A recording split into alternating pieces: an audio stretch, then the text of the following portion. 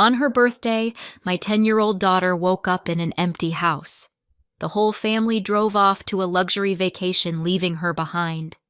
"Family is everything," they posted. I didn't cry. I took action. 3 days later, their lives started to unravel. I came home expecting the usual birthday chaos. Not the fun kind either. The stressful kind. The "where are the candles? Who touched the frosting? Why is there a suitcase in the hallway?" kind. The kind where you trip over someone's flip-flop and then pretend it didn't hurt because you're trying to be a cheerful, functional adult. Instead, I walked into nothing. No voices, no footsteps, no clatter of bags. Not even my husband Ethan asking where his sunglasses were, as if I personally managed the location of his face. Just silence. At first, I stood there longer than I want to admit, like maybe the house was buffering, like if I waited a second the sound would load in. It didn't. My eyes flicked automatically to the little signs of life I always noticed without meaning to. The spot where shoes usually piled up like a small, disrespectful mountain. The hallway hook where my mother-in-law Linda insisted we hang coats properly while she herself hung them wherever gravity allowed. The counter where someone always left a mug and called it rinsing. Empty. Empty. Empty. And I did have this moment, this stupid, sharp moment where my brain went, "Oh, okay." They left. Without me. All of them. Including my daughter Sophie. It didn't even make sense. That's the part that makes it so horrifying. Your brain doesn't start with logic in a moment like that.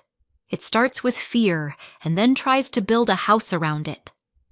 I walked farther in, slowly, like I was trespassing in my own home. I called out, "Hello?" and it sounded too loud, like my voice didn't belong there. I moved down the hall, glancing at the coat hooks again as if coats might have magically reappeared out of guilt. Nothing. I scanned the living room. No Gary, no Linda, no Ethan, no sign of travel bags, no sign of life. And then Sophie walked out. The birthday girl. She was already awake, hair rumpled, pajamas twisted, and her face. Her face was wrong. Not in a dramatic, movie-crying way. In a quiet way. In that stiff way kids get when they're trying so hard to keep it together that the effort shows on their skin. Her eyes were shiny. Her mouth was tight. Her hands were clenched around her phone like it was the only solid thing in the room. She was holding back tears. "Sophie?" I said, and my voice came out too careful. "Hey, what's going on?" She didn't answer right away. She just stood there very still, like if she moved she might fall apart. Then I tried again, because that's what mothers do when their insides are quietly turning to ice. "Where is everyone?"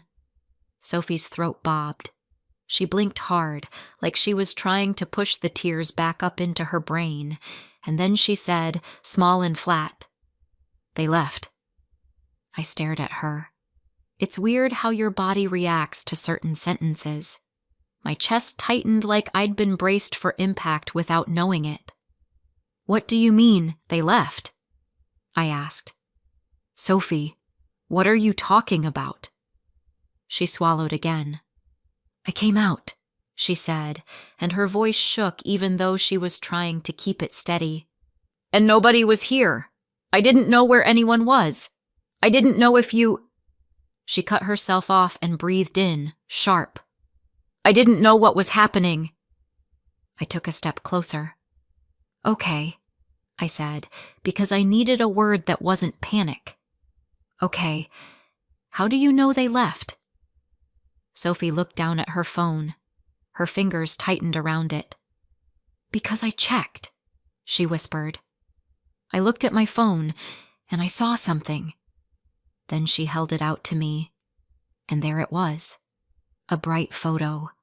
Too bright, too cheerful, too clean. My husband, Ethan, front and center. My in-laws, Linda and Gary, beaming like this was a postcard they'd been waiting their whole lives to send. Ashley, Ethan's sister, squeezed in beside them. And then the kids. Kayla, Ethan's older daughter, and Ashley's two, Zoe and Carter, lined up like this was some perfect little family trip. Everyone crammed into the frame like a happy commercial for togetherness. Sunlight on their faces, wind in their hair, a slice of beach behind them so clear and blue it looked like a screensaver, and across it, bold like a joke that wanted applause. Family is everything. For a second, I couldn't speak, because my brain was trying to fit two realities together. My daughter standing in front of me, 10 years old, trying not to cry on her birthday, and my so-called family smiling at the beach and posting about togetherness like it was a personality trait. I felt Sophie's eyes on me, waiting for me to explain it, like I could translate cruelty into something that wouldn't hurt. I couldn't. My phone was already in my hand before I even realized I'd grabbed it. I started calling. Ethan first. Straight to voicemail. Linda next. No answer. Gary. No answer. Ashley. Ringing. Ringing. My fingers trembled once, and I hated that. Not because I was afraid, because I could feel the familiar shape of this dynamic trying to settle back onto my shoulders like a coat I never asked for. The part where I'd be expected to be calm, reasonable, forgiving. The part where Sophie would be expected to get over it. The part where everyone else got to do what they wanted and call it family. Ashley finally picked up. "Hello?" she said, in that bright tone people use when they already know what they're about to pretend not to know. "Ashley," I said. My voice was too steady. I didn't recognize myself. "Where are you?" There was a pause. Not a long one. Just the tiniest hesitation, like she was checking the script. "Oh," she said. "Hey." "Hey," I repeated. "Ashley, where are you? Why is my house empty? Why is Sophie standing here crying? Why are you posting pictures at the beach?" Another pause. And then I heard it. Faint at first. Other voices. A laugh. A shuffle. A quick, sharp, "Is that her?" The call wasn't just Ashley. It was a room. A group. A little audience. And then Ashley said, almost breezy, like she was explaining a change in dinner plans, "We decided to just go." My stomach turned. "What do you mean, you decided to just go?" I said. "Ethan said we were leaving together, at 1. "We didn't want to lose time," Ashley said, like time was a coupon that expired. "It was kind of a mess." I clenched my jaw. "A mess?" More background noise. A murmur. Someone talking over someone else. Then I heard Linda's voice cut in, louder, sharper. "She was misbehaving," Linda said. I froze. "What?" I said. Linda's voice again, and I could hear the certainty in it. The confidence of someone who's been believed for so long she doesn't even check if her words make sense. "Sophie was misbehaving," she repeated. I looked at my daughter standing beside me. Her cheeks were blotchy, her hands still tight around her phone, her eyes fixed on the floor like if she looked up she might break. I felt something in me go very still. "How," I said carefully, "could Sophie have been misbehaving when she was sleeping?" There was a beat of silence. Then Gary's voice, half grumble, half smirk. "She's difficult." Ashley chimed in too quickly. "It's always drama with you two, Sarah." And then Ethan's voice finally, like a late actor stepping onto stage. "Sarah," he said, tired and annoyed, like I'd called him to ask him to pick up milk. "Don't do this." "Don't do what?" I said, my voice rising. Don't ask why you left our daughter on her birthday? Here we go, Linda snapped. This is exactly what we didn't want. The drama. The scene. Sophie made a small sound beside me, like she was trying not to cry louder. I turned slightly, enough to block her view of my face without even thinking, like my body remembered how to shield her before my brain caught up. So your solution, I said into the phone, was to leave. Without us. Ashley let out a little laugh that made my skin crawl. If you really want, she said, syrupy now, you can still come. Like, just get in the car and join us later. Linda piled on, as if she were being generous. Yes, you can bring her later. We didn't want to wake her. You can come when you're ready. I almost laughed. Not because it was funny, because it was insane. They left us behind and were now offering participation like a favor. Like I should say thank you. Ethan's voice again, cooler now. We didn't want to lose the day because you were working in the morning. We can't just sit around waiting. You can join when you're done. I stared at Sophie's phone again, at the beach, at the smiles, at the caption. Family is everything, except when it's inconvenient. Except when it's not the right family. I didn't shout. I didn't beg. I didn't even argue the way they expected me to, the way they could later frame as Sarah being dramatic. I just went quiet, because in that moment, something in me clicked into place so hard it felt like a lock turning. I ended the call without saying goodbye. Sophie flinched slightly at the sudden silence. I looked down at her. 10 years old. Birthday morning, holding back tears because adults had chosen to hurt her and then call it a decision. My chest hurt in a way I didn't have words for, but my voice when I spoke was steady. Go put your shoes on, I said gently, and pick what you want for breakfast. Anything. Sophie hesitated. Mom, are we... I cut her off softly because I wouldn't let her finish that question. Yes, I said. We're going to have a birthday. At the time, I didn't know it yet, but that was the day everything changed. 3 days later, their lives started to unravel. People love to pretend stories like this are simple, like there's one bad moment and then, boom, someone snaps. It's comforting. It lets people believe they'd spot the warning sign in time. It lets them believe the world makes neat little sense. But it's not one moment. It's 1,000 small ones. It's a pattern you learn to live inside until it feels like the walls of your own house. I met Ethan when his daughter Kayla was 2. She was tiny then, all soft curls and sticky fingers. Ethan had that brand new single dad charm down to a science. Tired eyes, warm smile. I'm doing my best energy. He talked about co-parenting like it was a badge of honor. He and Natalie were separated. They had Kayla 50-50, and on paper it sounded healthy, modern, responsible. And I'm not going to lie, watching him with Kayla made me fall for him faster. He was patient. He got down on her level. He listened to her like she mattered. He packed snacks. He remembered her favorite color.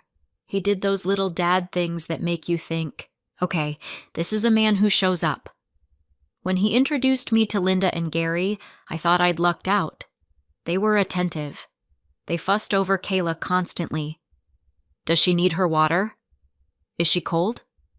Do you want the blue cup, sweetheart? And I remember thinking, so clearly it almost hurts now.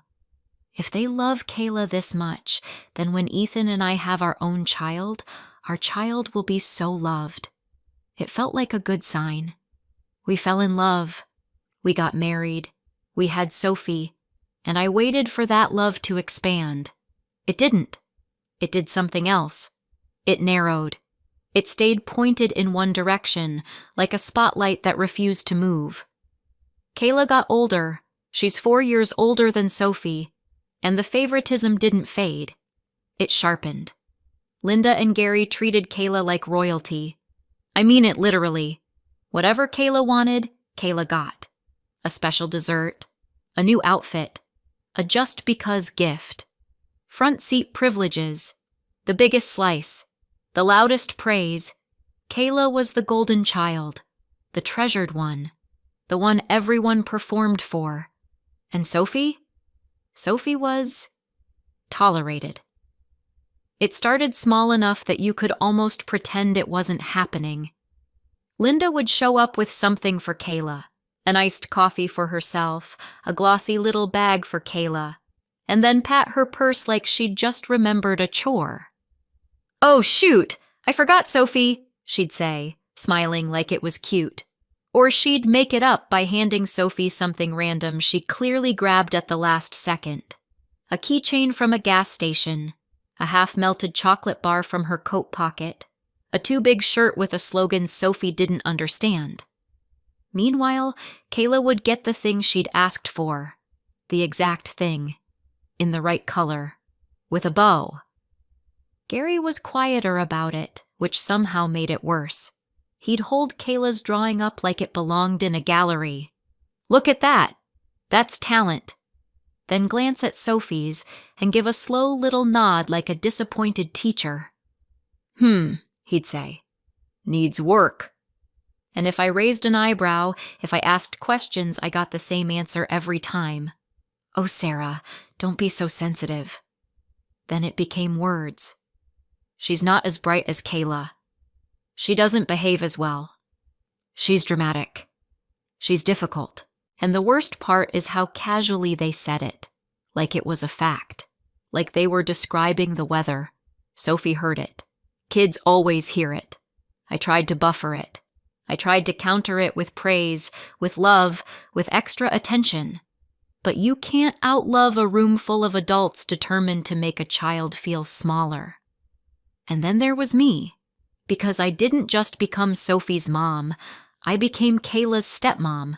Kayla was with us half the time, and I wanted to do it right. I wasn't trying to replace Natalie. I wasn't trying to be mom. I just wanted to be a safe adult in the house, a person Kayla could trust. But Ethan and Linda and Gary made it very clear, without ever saying it directly, that I wasn't allowed to belong in that role.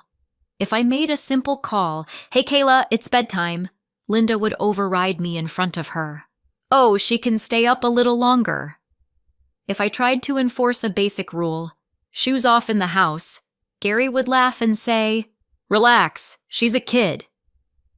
If Kayla spoke rudely and I corrected her gently, Ethan would step in and say, "I've got it," like my voice was an intrusion. And sometimes they did it right in front of Kayla, with that tone that sounds harmless until you realize what it teaches. You don't have to listen to your stepmother. She's not your parent. Technically true. Emotionally poisonous. Because it wasn't about boundaries. It was about power.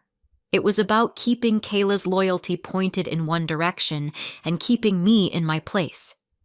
Meanwhile, Linda and Gary would take Kayla out. Just Kayla. Ice cream dates, shopping trips, little special days. And Sophie and I would be standing there like, what? Background characters? Sometimes Sophie would ask, very quietly, "Can I come?" And Linda would smile like she was being kind while saying no. "Oh, honey, this is just for Kayla today." As if Sophie were a neighbor kid they'd accidentally made eye contact with. And the really sick thing? I tried anyway. I tried to keep the peace. I tried to build traditions. I tried to be pleasant.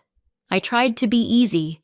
Because I thought if I didn't rock the boat, then maybe, eventually, they'd treat Sophie like she belonged. But boats like that don't want balance. They want someone in the water. Then came the move that changed everything in a quieter way. A few years ago, Ethan suggested Linda and Gary move in. "It'll help," he said. "They can do childcare. We have the spare room. Just temporary." Temporary. The word people use when they don't want you to hear permanent. We were working. We were busy. Money was tight in that we're fine way people say when they're not fine at all. And I didn't want the fight. I didn't want to be the villain who said no to family helping.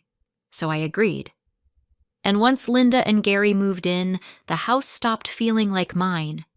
They acted like the space belonged to them, like they were doing us a favor by existing inside it, like Sophie and I were guests. The irony, if you want to call it that, was that the house was in my name. It came from my parents. The deed, the mortgage, the legal responsibility, mine. But Linda didn't care whose name was on paper.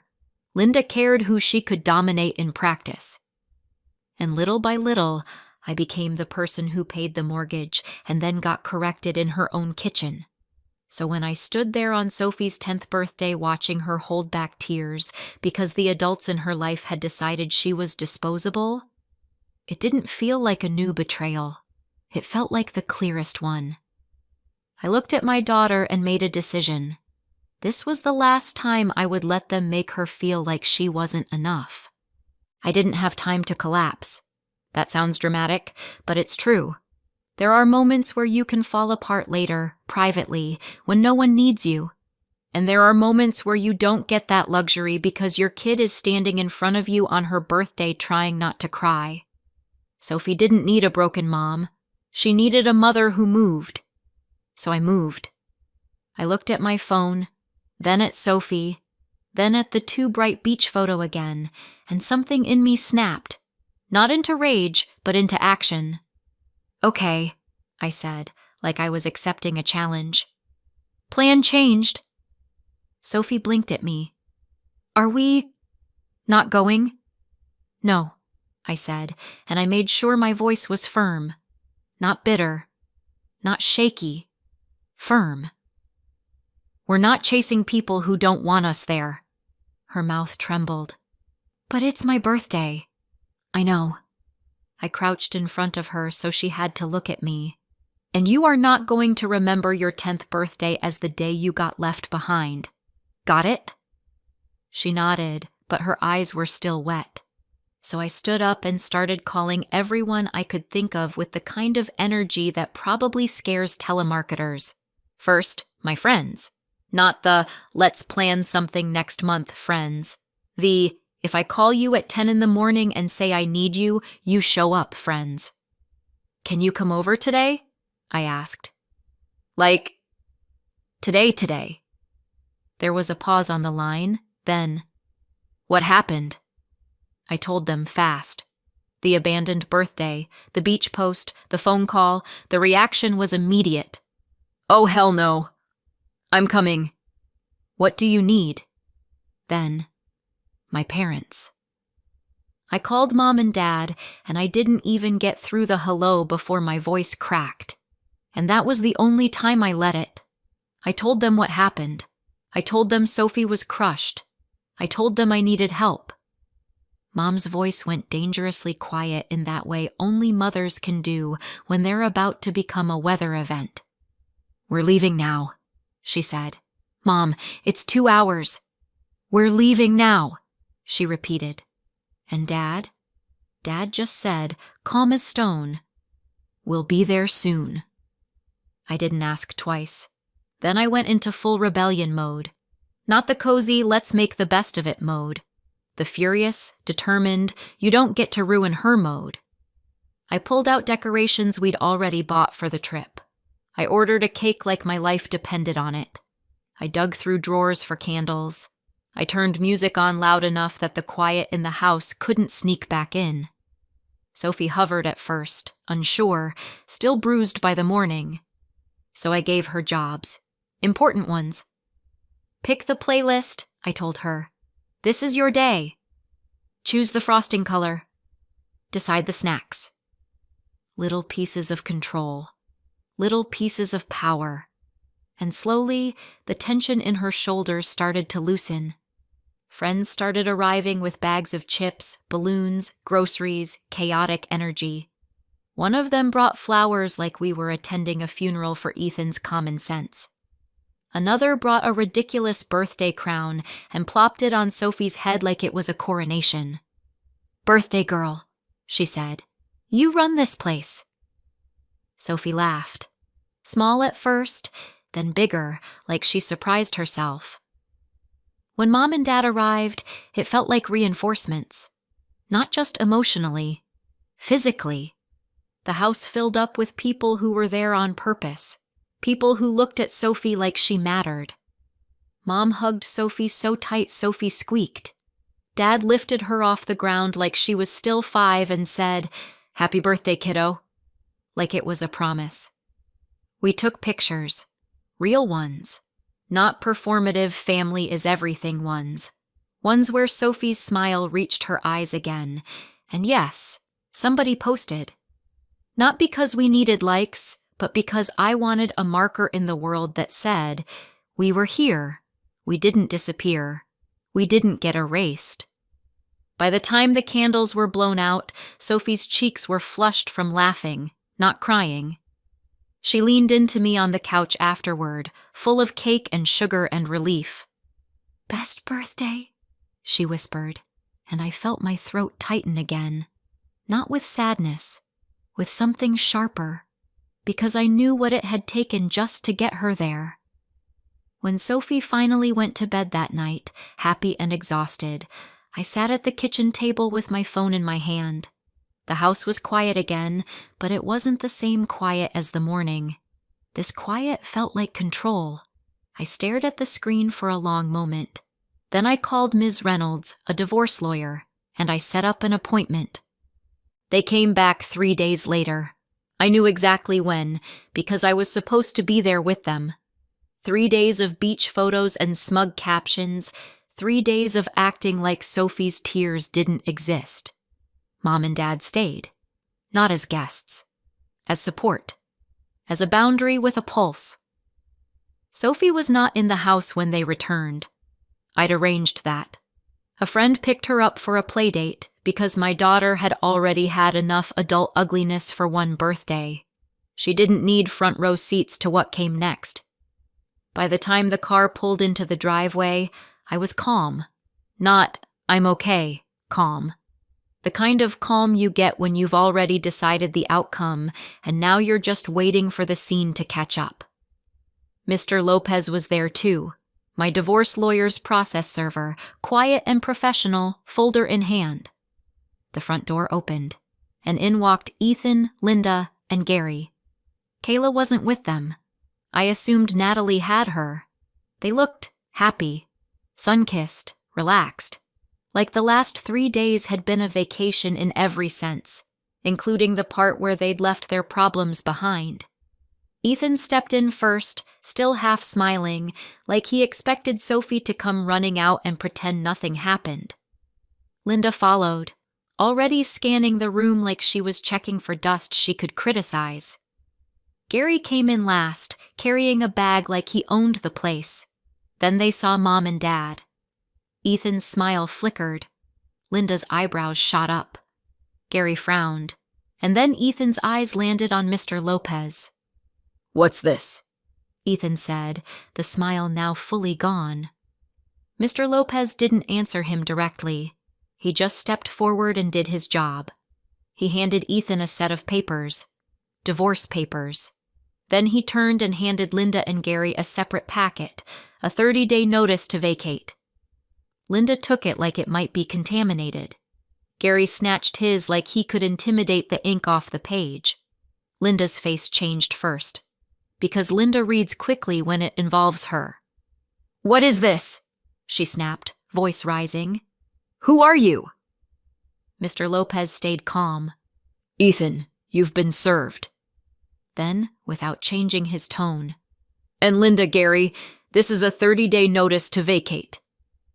Linda's mouth opened, closed, opened again. She looked at me like I'd personally set her hair on fire. "Sarah," she said, sharp, "what did you do?" Ethan looked up from his papers, his eyes narrowing, and he did exactly what I knew he'd do. He tried to make it my fault. "You're being dramatic," he said. I almost smiled. Of course. Of course that was his first instinct. Not, what happened? Not, why are there papers? Just, Sarah is dramatic. Sarah is throwing a tantrum. Sarah is the problem. A tantrum? I repeated, voice steady. You abandoned our daughter on her birthday. Linda scoffed. Oh, please. No, I said, cutting her off, and my tone made even Mom raise her eyebrows slightly. No, you don't get to oh please your way out of this. Gary stepped forward, face reddening. This is insane. This is our home too. It's not, Mom said quietly from behind me, and that shut Gary up for exactly half a second. Ethan lifted the papers slightly like a shield. You're really doing this? He demanded. Over a trip? Over our daughter crying in her pajamas, I said. Over you leaving her behind and then telling me she was misbehaving while she was sleeping. Over you posting family is everything while she stood in this house trying not to sob. Linda's eyes flashed. She's dramatic, she snapped, like repeating it could make it true. Just like you. Ethan's jaw tightened. You're making a scene, he said, and then he added the part that always made my skin crawl. You're embarrassing yourself. I looked at him, and something in me felt almost relieved, because there it was. Clear. Clean. No confusion left. You need to leave, I said. Ethan blinked, like he hadn't expected that line to be said out loud. This is my house too, he snapped automatically. And technically, marital residence issues are complicated. But this wasn't a courtroom. This was a living room. This was a boundary. You can argue about two somewhere else, I said. Not here, Linda erupted. You can't do this to us. Gary started shouting about disrespect, about family, about after everything they'd done, like the act of existing in my space was a gift. Ethan's voice cut through it, louder now. Fine, he said sharply, and I saw it happen. The calculation, the pivot, the little moment where he decided leaving would be a weapon. Fine, he repeated. I'll go. Temporarily. He pointed at me like he was warning a child. But don't call me begging when you get over this tantrum, he said.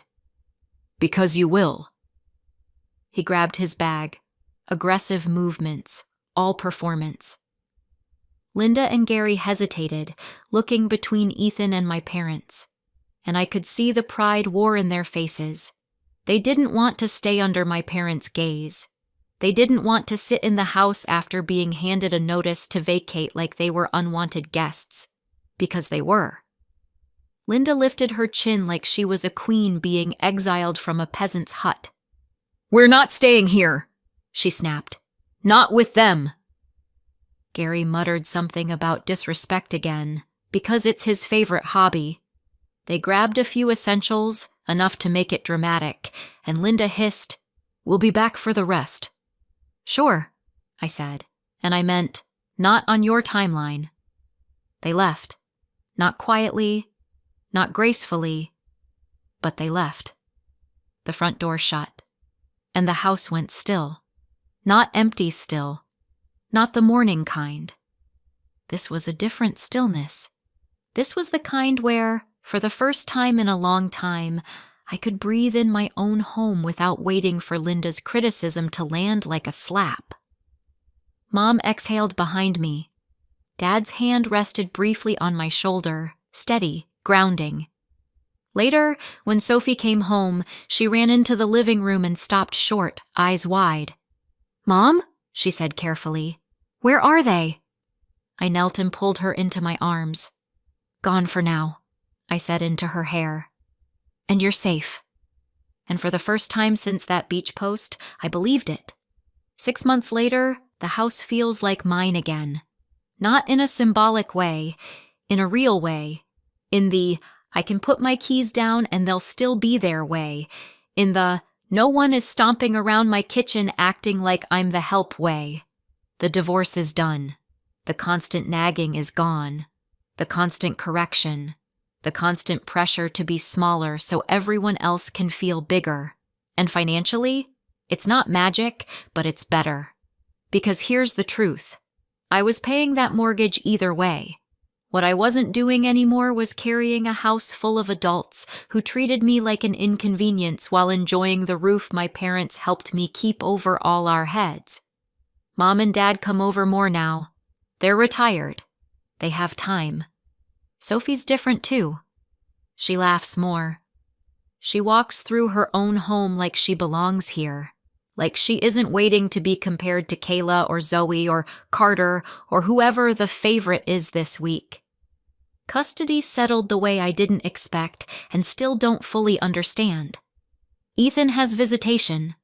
I have full custody, and he didn't fight that hard for more, which still stings, if I'm honest, because he fought for 50-50 with Kayla. He showed up there. He cared there. He made it matter. And with Sophie, my Sophie, it was like she was always second choice. I don't have a neat explanation for that. I probably never will. What I do have is my daughter's face now when she wakes up in the morning, relaxed, safe, unafraid. No more "family is everything" captions from people who abandon her. No more misbehaving accusations to justify cruelty. Just a home full of people who show up. So what do you think? Did I go too far? Or not far enough? Let me know in the comments and subscribe for more.